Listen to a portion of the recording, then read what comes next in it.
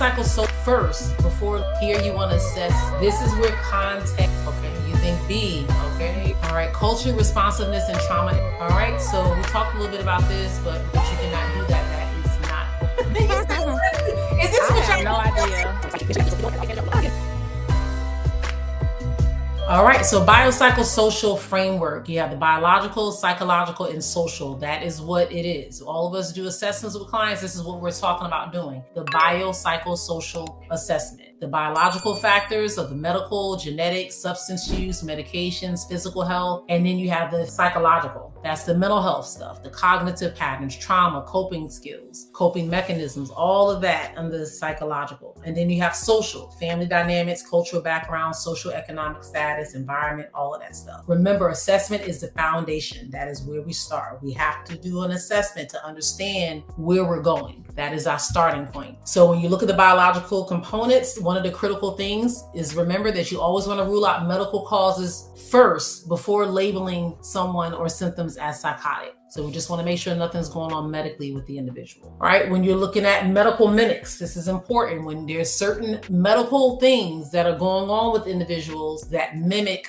mental health things. So that is what we mean by that. So some medical mimics would be hypothyroidism. It mimics anxiety or mania. So make sure that the person is not experiencing that and they are dealing with anxiety or mania. So that's why we want to rule out medical stuff. Hypothyroidism, that mimics depression, fatigue, weight gain. Vitamin B deficiency. Can you believe you can have a vitamin B12 deficiency and it can mimic dementia or psychosis? Urinary tract infection, especially you see this a lot in the elderly where they're really confused. You know, I'm a Grey's Anatomy fanatic. So I've watched that show and I've seen elderly people come into the hospital setting and they're confused, having hallucinations, and I'm all on it thinking they have a mental health thing, and then they're like, oh, they have a UTI. So that is something that presents in a lot of elderly people. Sleep apnea can mimic depression or ADHD. So when it comes to the exam, if symptoms are sudden, occurring in older adults, then you want to rule out medical stuff first. So if you have any sudden atypical or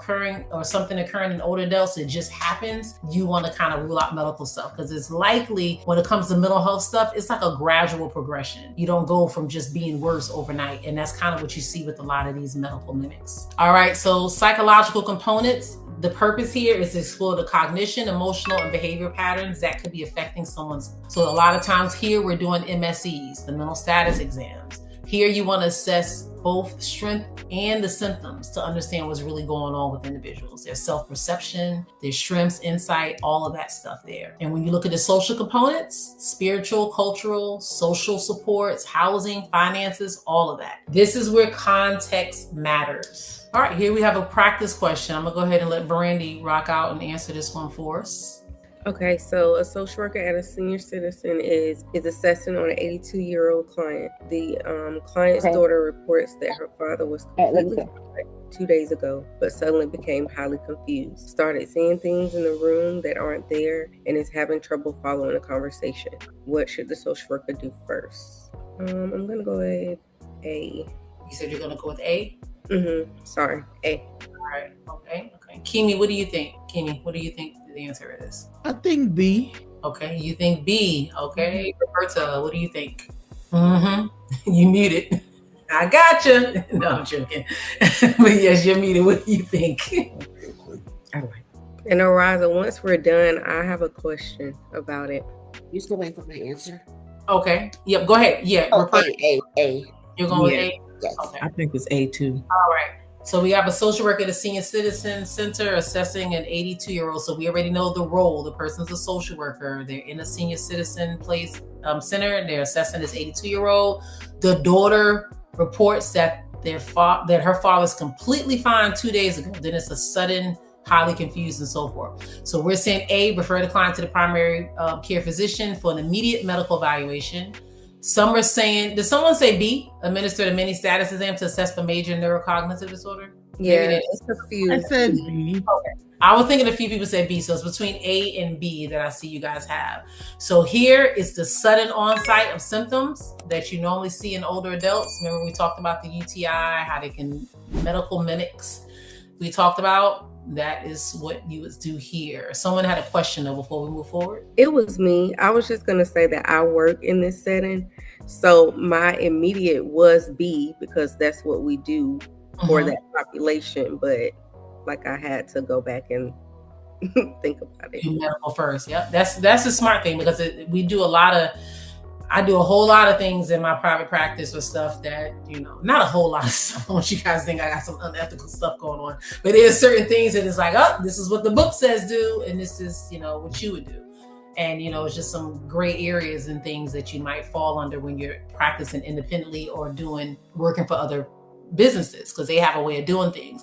But when you're taking this exam, we all have to think the same way. All right. Someone asked me before about the other slides when they were talking about the FMBM on some of the bottom. As you can see, this one has it. So it says first, what do you do first? We rule out medical and biological causes. The next thing we would do is then assess for psychological factors. And the best thing is the intervention to address the root cause.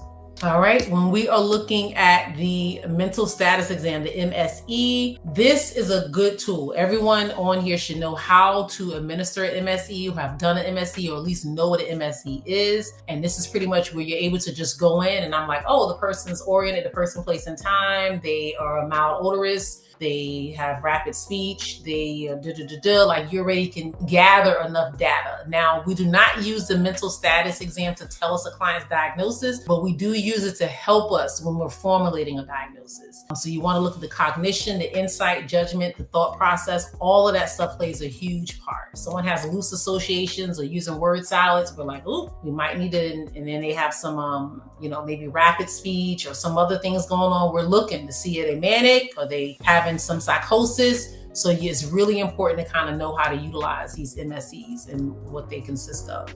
All right, culture, responsiveness, and trauma-informed assessment. All right, so we talked a little bit about this, but religious and spiritual assessments. So religion is an organized system of beliefs, practices, and rituals, where spiritual is a person searching for meaning, purpose, and connection to something larger than themselves. So you always want to assess for protective factors. Like, these are really important. If a client tells you they have some type of religious belief or some spirituality, these are really good protective factors. That means they have like a community, a support, a sense of hope, meaning, those type of things. All right, but you also want to assess for some risk factors. Like, do they feel guilty or shameful, or do they feel like they're going to be punished, or what is some other things going on that could impact them? Exam rule, just be neutral. So you just want to be neutral in the whole situation. You don't want to kind of sway the client or one way or the other. This is all about self-determination. Clients can determine or decide how they want to handle their religious or spiritual beliefs. Trauma-informed assessment, there's 6 core principles: safety, trustworthiness, peer support, collaboration, empowerment, and cultural safety. Basically what this slide is stating, that these are the principles that you want to embody and have and demonstrate when you're working with clients that are dealing with trauma, which is really important. And this comes up a lot. Trauma-informed care is pretty much the #1 way to address and handle clients, and in ASW and the ASWB way. When we are looking at cultural competence and humility, we went over this earlier, but this is pretty much this slide is the same exact slide as what we've done before.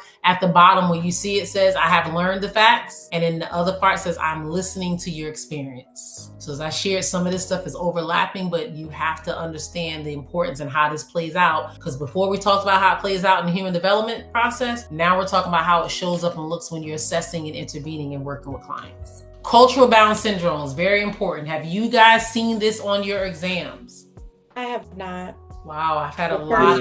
That was on there. Yeah, I was going to say, I had a lot of people tell me how I've these have been seen it. Yes, I've seen. Yes, for sure. So can I have one of my Latina boot camp members up here pronounce the first one? I know I'm pretty good, but I like how you guys say it. So go ahead if you want to say Ataque it. de nervios. Yes, thank you. Thank you. Every time. And I say it and I'll be like, I still haven't got it. I roll the tongue that way. Very, very common one. So that is intense emotional upset, screaming, crying, trembling, heat in the chest, often triggered by some type of family stress. Susto is fright or soul loss. So these are pretty much, when they say culturally bound syndromes, these are syndromes that are common in these cultures. So you're likely to see them, and they might, if you're working with a client and they're experiencing these, before you start diagnosing them and saying they have this and they have that, you want to be aware of any culturally bound syndromes that this individual might be experiencing. So this is how you having cultural humility comes to play. All right. So you do not want to pathologize. categorize these as psychotic or delusional immediately. You want to assess the meaning of the symptoms within that client's cultural context. So it requires you to be culturally competent and have cultural humility, both when it comes to dealing with cultural bound syndromes. The cookie cutter trap, so to avoid rigid standardization, those are the 4. So you don't want clients to just have to, basically you don't want clients to have to fit in this mold or how you have them, how you feel that everyone should fit here. You want to embrace and adapt to cultural norms and kind of tailor your interventions to what the client needs. If an answer choice suggests adapting a standard treatment to better fit the client's need, that is pretty much always correct. That is you having cultural humility. Interpreter, this comes up a lot. Interpreter, professional interpreter all day, every day. Avoid using family members, friends, children. I know some people work at jobs, and if the client comes in with their child and the child can interpret everything that's going on, we just flow with it. But you cannot do that. That is not correct. It's bound. It violates confidentiality. It's against our professional ethics, and we need to make sure that the client is able to share openly and speak to us directly. So a hint, if you're talking with the client, you always want to speak directly to them, even if the interpreter's in a room. You want to get them eye contact. You want to speak to them and let the interpreter do their job. All right.